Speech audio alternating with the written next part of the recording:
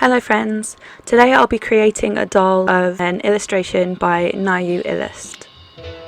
If you like this video then please give me a like, and if you fancy sticking around and seeing some more of my creations then please subscribe. Thanks in advance.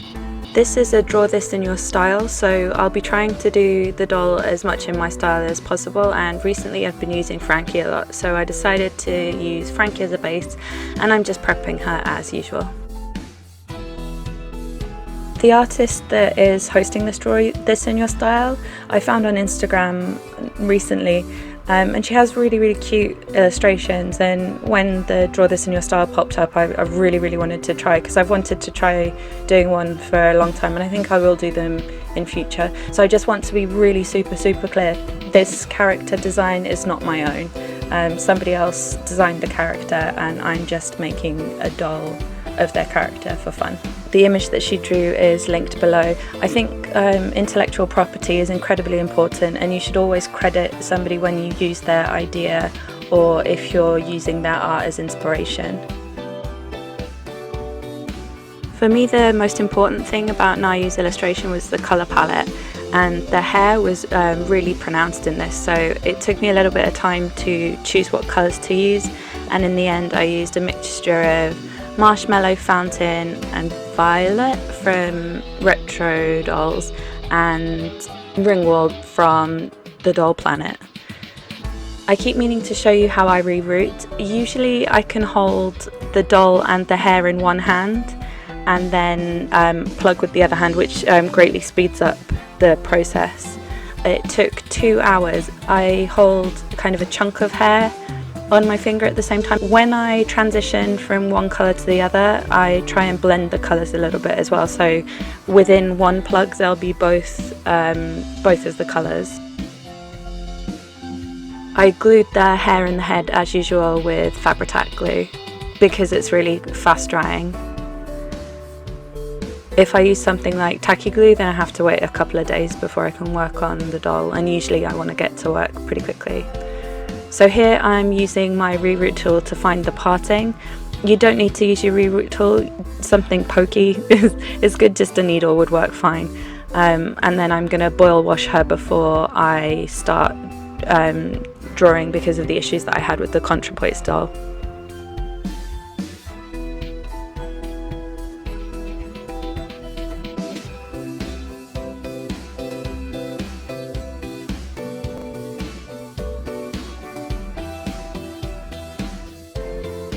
So now that her hair is lying in the right direction, I'm going to wrap her hair and then work on the body for a little bit.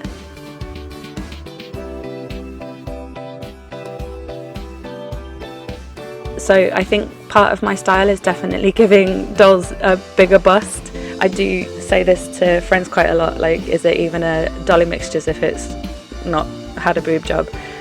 So just in the usual way, I'm increasing her bust size. I think every time I increase the doll's bust size I accidentally go a little bit bigger every time, and I think it's just because however much epoxy sculpt I take out of the tub I use all of it. I need to be a little bit more conscious of the size I'm giving the doll. So now I'm going to work on the shoes. Monster High fans will notice that there's going to be a problem here. I don't know much about Monster High. This was a huge problem. So I'm taking the heels off these shoes. These shoes were just perfect. They are little lace-ups, and one of the most special things in Nayu's illustration was that she had these trainers that looked a bit like Geta with like clear soles, so I wanted to try and replicate that, and I'm using my recent favourite sculpting material, which is polygel, and I'm just using isopropyl alcohol on a brush to manipulate that and then curing it in my lamp. So I'm wiping off the tacky layer and then sanding. These didn't want to stick to the shoes.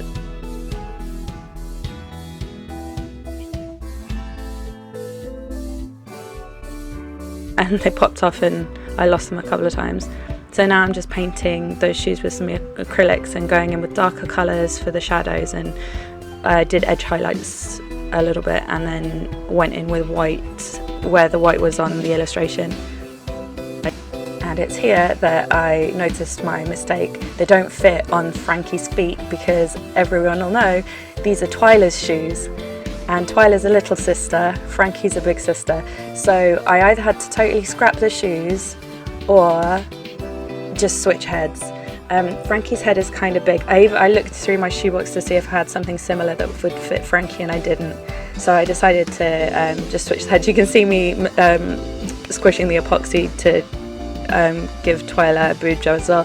And in Dolly Mixtures form, I made her boobs a little bit bigger than the Frankie sculpt by accident.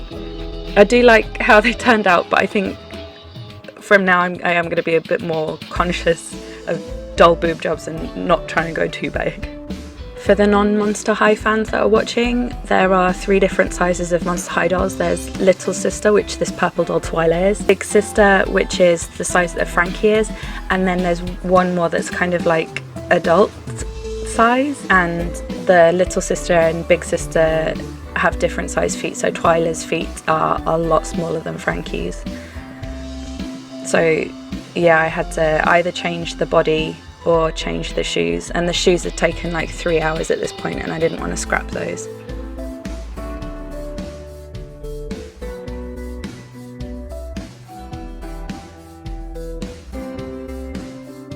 I want to talk a little bit about the process of my face up, because it has changed slightly since I first started.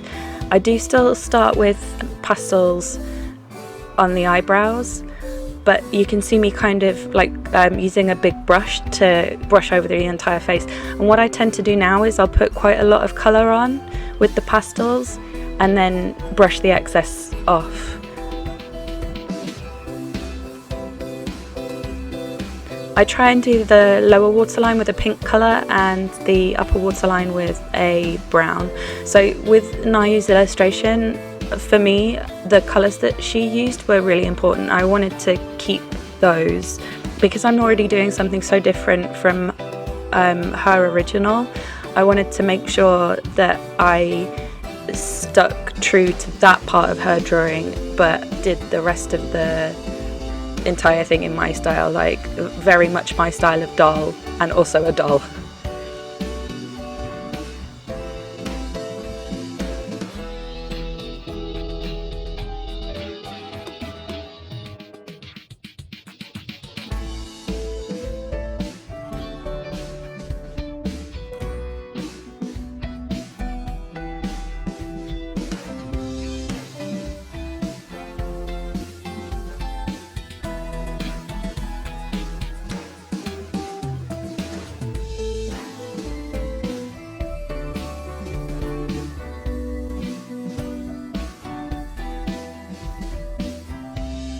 I'm using lilac here for the highlights because it gives such a contrast to the yellowish tone.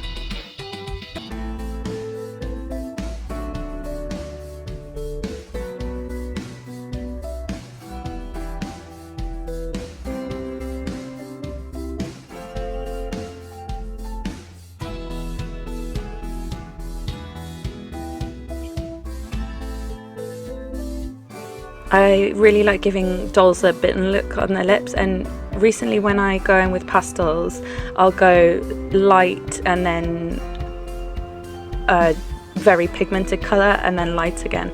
So here where I'm drawing the sclera, I don't draw them in white anymore. I draw them with grey because I can go and add that highlight later. I'm drawing white over the entire iris as well because Nayu's illustration had these really ghostly faded pupils. It's something I've wanted to try doing on a doll for a really long time, so this was a fantastic excuse to try that.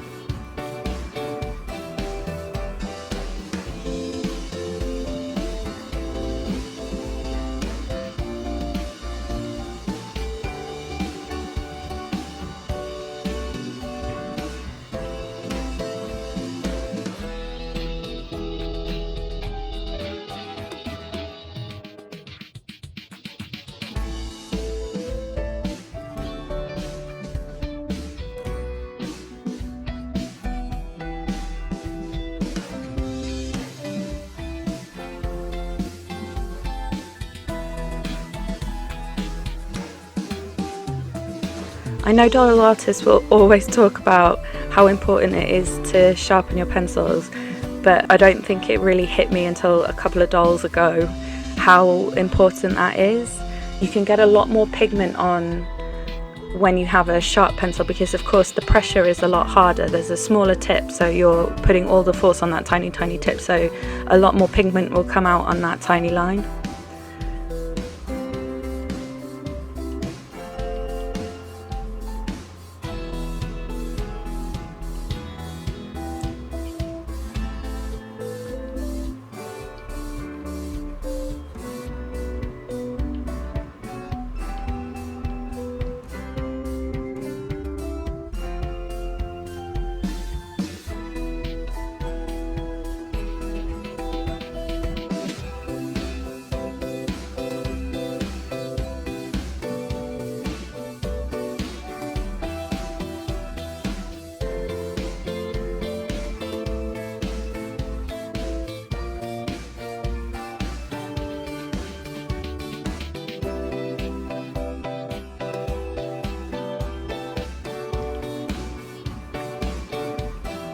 So I'm just going over all the colours again, trying to fade out the irises with the white, adding colour back in. With eyebrows, I really like to use a couple of different colours. I think it gives them much more dimension and makes them look more natural and more hair-like.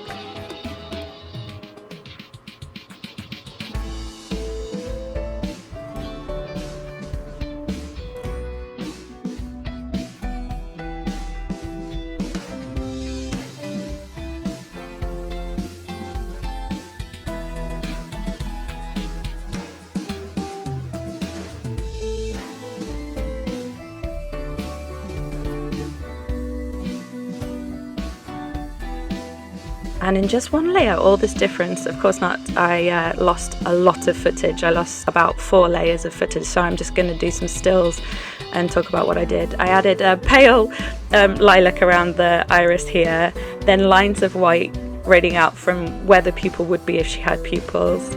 I added brown lashes. I then did her lashes again in black over the top to make them look fuller, and then in the inner corner of her eyes I add a little bit of a highlight with white. And then now I'm adding the catch lights. I'm really sorry that I lost all this footage. I looked really hard for it everywhere, because I actually do go back and watch my own videos to try and remember what I've done with dolls, because I completely forget after I've done.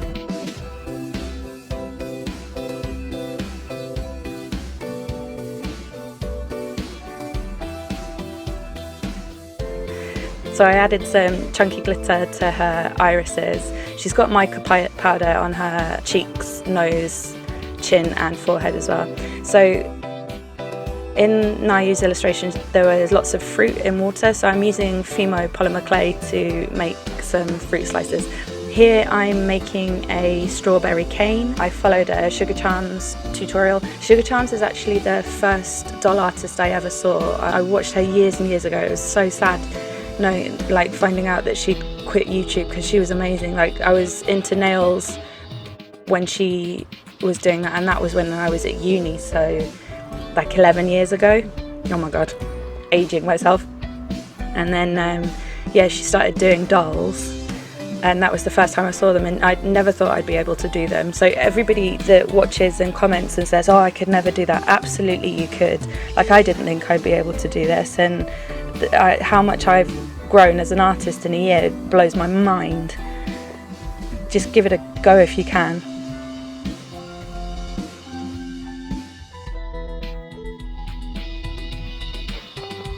When you mod a doll's body, you then need to make custom patterns for them. So I made the masking tape piece here, and because her bust is so full, I know she needs to have double darts to be able to try and fit her properly. So I'm just drawing around the pattern, then adding that flap. I think I only planned to add it on one side, but I added it on both in the end.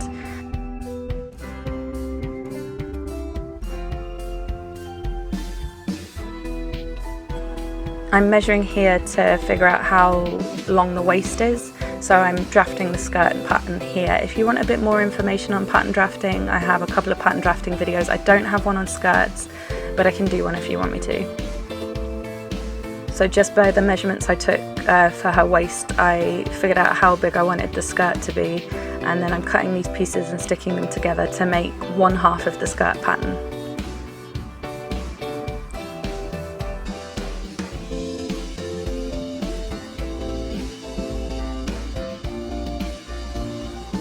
I'm then adding the 5mm seam allowance around everything that I usually use. I'm measuring around the arm's eye and then like drawing a rough semicircle that is the same length to then get the sleeve pattern. This sleeve was a little bit tight. I just used Claudine there to measure the length of an arm because she was on my desk. This sleeve was a little bit tight around the shoulder, so I bear that in mind now when I'm drafting a pattern and try and give a little bit more ease there.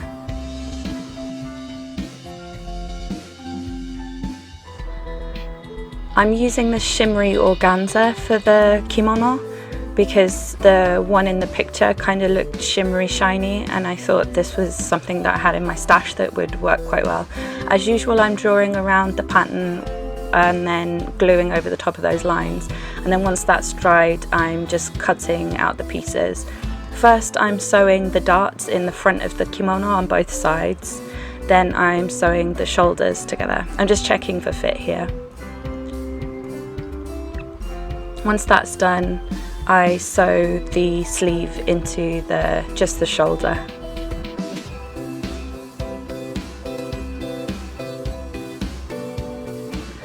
I'm sewing down the back of the middle of the skirt. In the illustration, a split down the bottom of the skirt, and I wanted to make sure that I still had that. I realised here that the kimono would be totally see-through and it's a bit scandalous for a doll, so I decided to make her some tiny dolly underwear with stretchy lace. And so now I'm just finishing the side seam that I started when I put the sleeve in.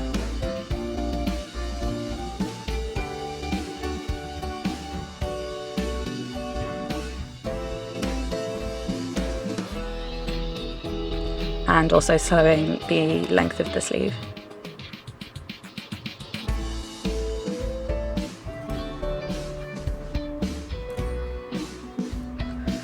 I'm turning that right side out and checking for fit.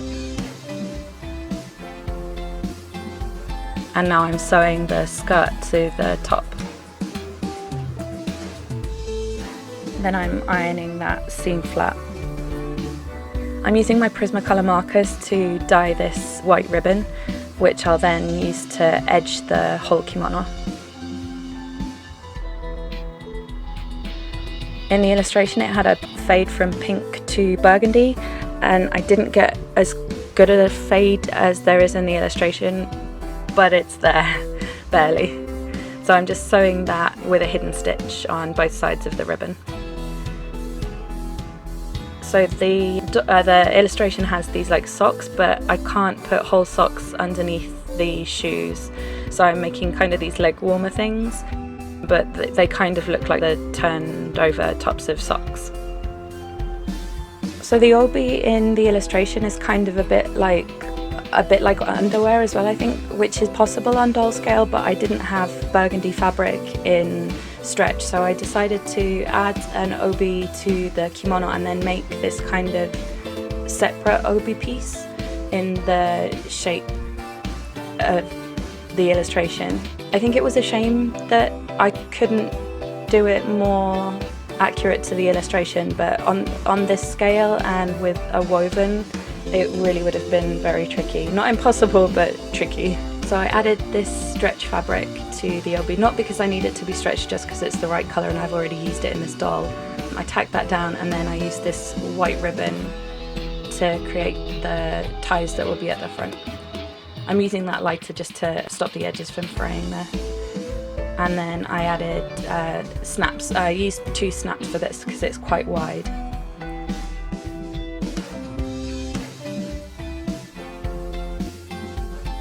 I bought a paper parasol off of Amazon and I sprayed the edges with pink paint with my airbrush, and then I'm just dusting some fruit that I made with pastels, and then the strawberry cane I added some more fume to the back of, and then I'm just painting that red. I made kiwi slices as well, and there's some little raspberries in there too.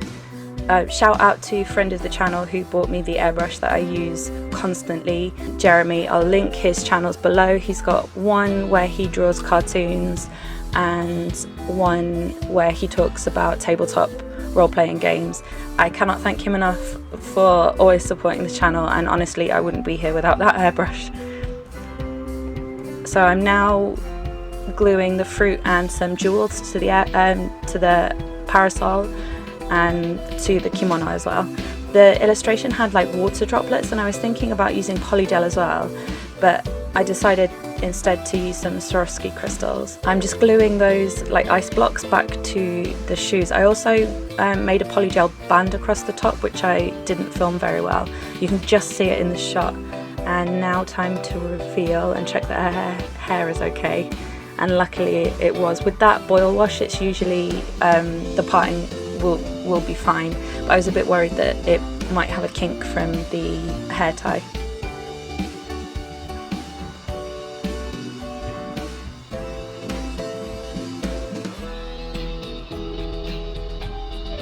I really love how these colours look together. Nayu often uses this palette, lots of pinks with blues, and it's just stunning. There's another one of her illustrations that I emailed her about and asked if I could create a fan art piece of it, and so I will be doing that in the future. I'm not sure when, to be honest. Editing voiceover Lee here. I just wondered why I had the jump rings out on the side of the shot there. It's because I made her tiny strawberry earrings that I was supposed to put in, and I completely forgot.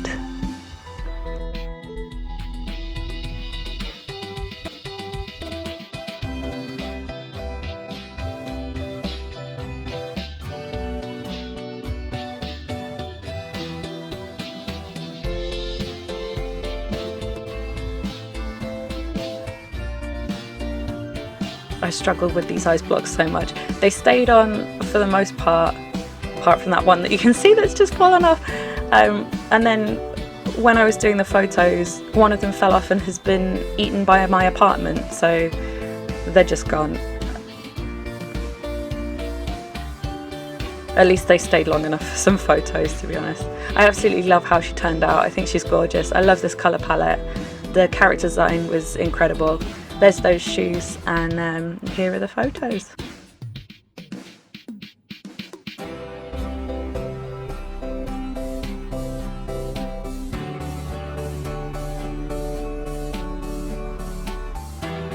She's not completely true to my vision, but I do really like how she turned out.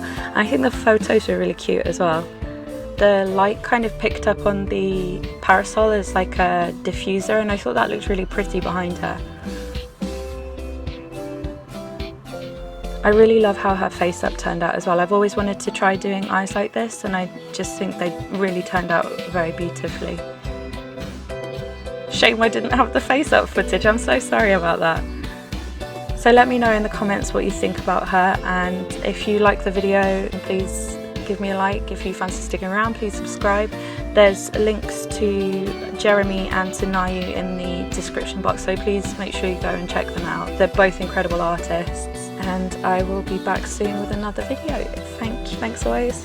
Thanks again. Bye.